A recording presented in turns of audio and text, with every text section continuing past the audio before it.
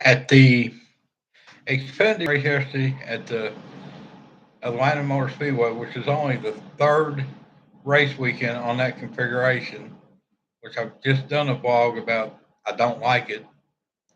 Josh Williams was involved in one of the multi-car wrecks. You're almost getting Daytona and Talladega style wrecks. He was involved in a multi-car wreck. He was able to drive it to the pits. The crew was able to make repairs with Bear Bond. Now it was cold, and Bear Bond don't stick real well when it's cold.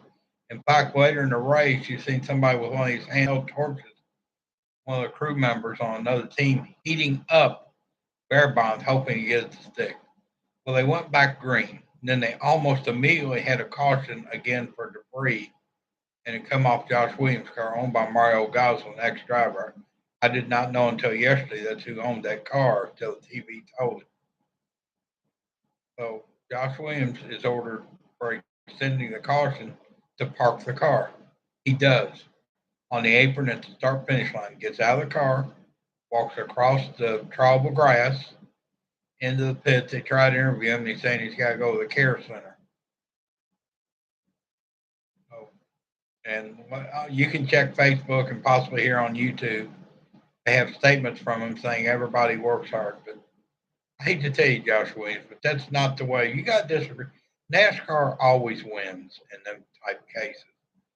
Now, granted, they may not always win the appeal with the appeal board, but Josh Williams is going to get fined. Now, Denny Hamlin's already come out on Twitter saying he'll pay the fine.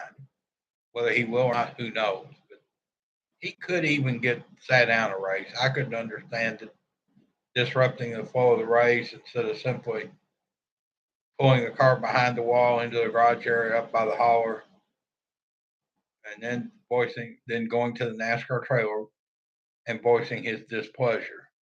But that, Josh, that's wrong to do it that way. It's in the heat of the moment. I understand that.